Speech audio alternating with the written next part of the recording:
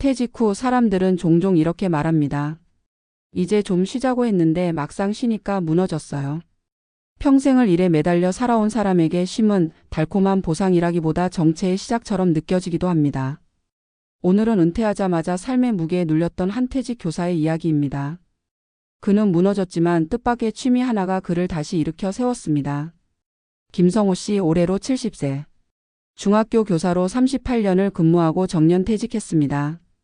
퇴직식 날 교장과 후배 교사들이 꽃다발을 들고 환송회를 열어줬습니다. 선생님, 이제 진짜 인생 이막 즐기셔야죠. 모두가 그렇게 말했지만 정작 그는 그날 밤 잠이 오지 않았습니다. 다음 날 아침 알람이 울리지 않았고 교문 앞 아이들의 소리도 들리지 않았습니다. 그는 말합니다. 그날 이후부터 하루가 너무 길었습니다.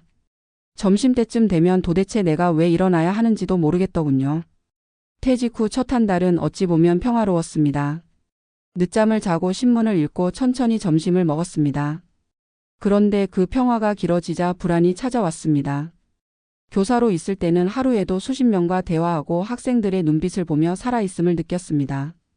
하지만 이제는 대화 상대가 없었습니다. 그는 부인에게 농담처럼 이렇게 말했다고 합니다. 여보, 당신 말고는 나한테 말 걸 사람이 없네. 부인은 웃었지만 그 말은 결코 농담이 아니었습니다. 2달쯤 지나자 몸의 변화도 찾아왔습니다. 수면이 불규칙해지고 이유 없이 피로감이 밀려왔습니다. 무력감이 깊어지면서 식욕도 떨어졌습니다. 병원에서는 가벼운 우울 증상이라며 산책을 권했습니다. 하지만 산책도 며칠뿐 목적 없이 걷는 건 오래가지 않았습니다. 그는 회상합니다. 그때 느꼈어요. 내가 그동안은 사람들과의 관계, 일이라는 구조가 나를 지탱하고 있었구나. 전환점은 우연히 찾아왔습니다. 어느 날 학교 후배가 퇴직 교사 모임에서 기타를 배운다며 동호회 사진을 보냈습니다. 기타를 손에 쥔 나이 지긋한 이들이 웃고 있는 모습이었죠. 나도 해볼까? 처음엔 그냥 호기심이었습니다. 악보를 볼 줄도 손가락을 움직이는 법도 몰랐지만 악기를 잡는 순간 이상하게 가슴이 두근거렸다고 합니다.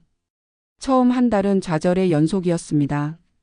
손끝이 아프고 코드 하나 잡는 데에도 하루가 걸렸습니다. 그러나 그는 교사 시절을 떠올렸습니다. 학생들에게 늘 포기하지 말라고 말했는데 정작 나는 포기하고 있었더군요.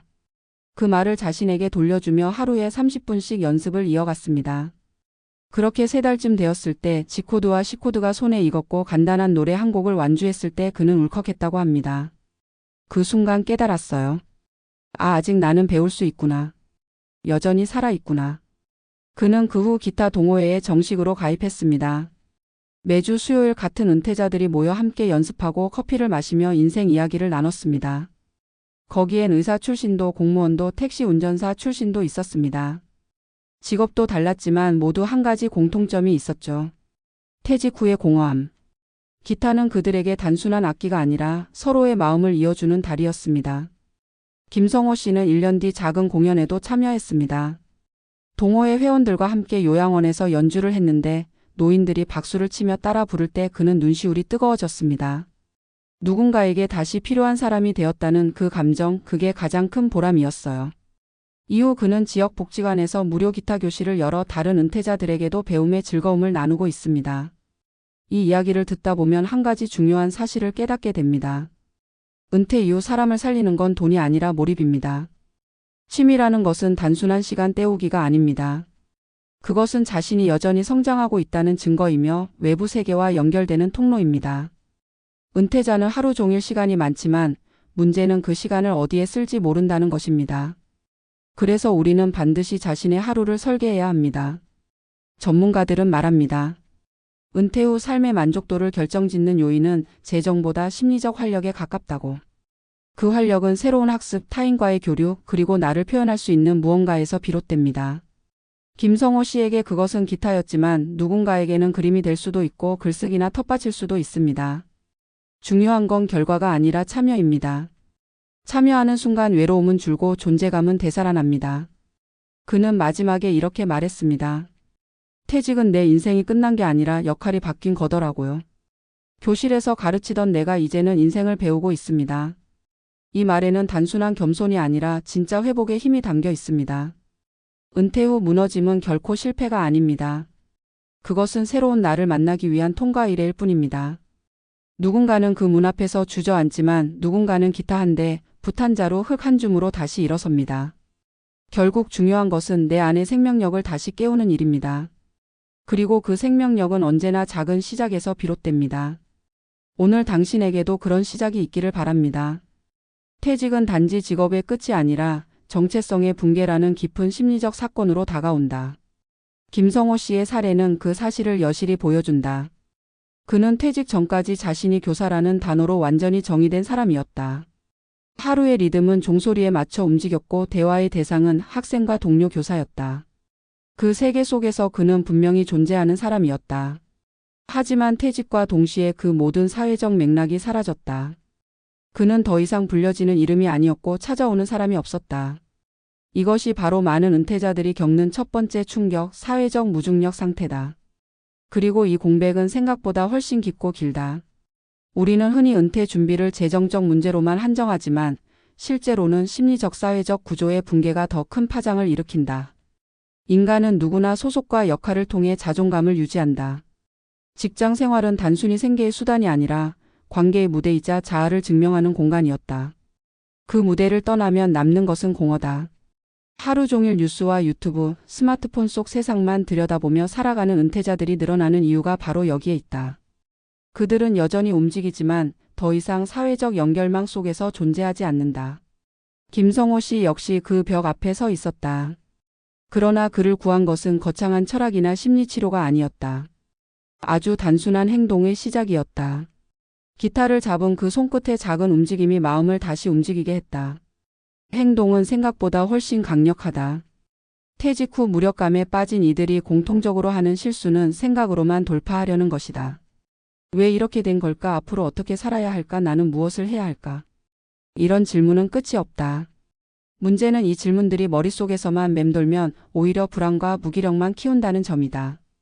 그래서 중요한 건 일단 손을 움직이는 것이다. 손끝의 움직임이 마음의 변화를 만든다. 김성호 씨가 기타를 배우며 느꼈던 살아있음은 바로 그 움직임의 경험이었다. 자신이 여전히 배울 수 있고 느낄 수 있다는 확신이 그를 다시 일으켜 세운 것이다. 심리학에서는 이런 상태를 몰입플로우라고 부른다. 몰입은 사람이 자신이 통제할 수 있는 수준의 과제를 수행하며 느끼는 긍정적인 집중 상태다. 몰입이 지속되면 우울감이 줄고 자존감이 회복된다. 문제는 은퇴 이후의 삶에서 이런 몰입의 기회를 스스로 만들어내야 한다는 점이다. 회사나 조직은 더 이상 과제를 주지 않는다. 따라서 스스로 작은 과제를 부여해야 한다. 기타 연습, 글쓰기, 그림, 텃밭 가꾸기, 운동 모두 좋다.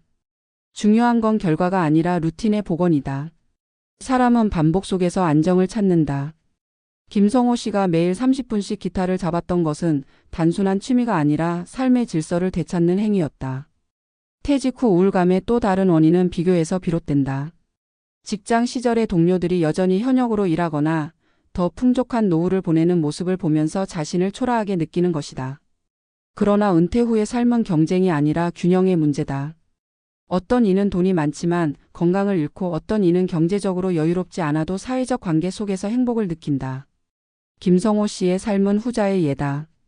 그는 연금이 많지 않았지만 기타를 통해 사람들과 다시 연결되었고 그 관계에서 심리적 풍요를 얻었다.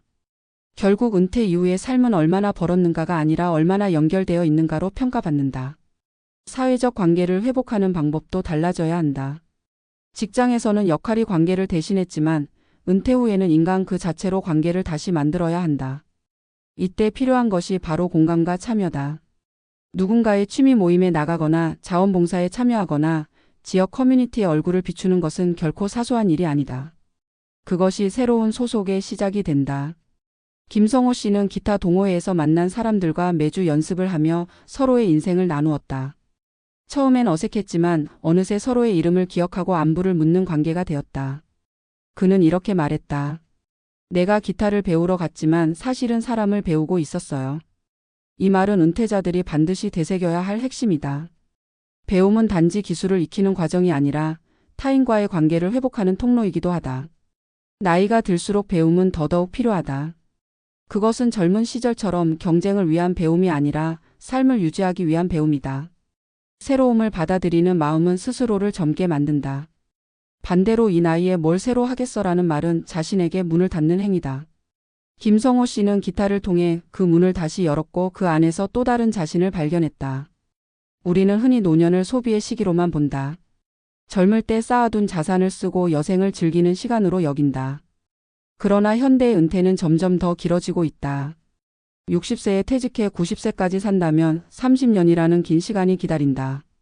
이 30년은 단순히 버텨야 하는 시간이 아니라 다시 만들어야 하는 제2의 인생 구조다. 그렇다면 그 구조의 핵심은 무엇일까? 바로 하루의 의미다. 하루를 의미 있게 보내는 사람은 그 자체로 행복하다. 그 의미는 생산성에서 오지 않는다.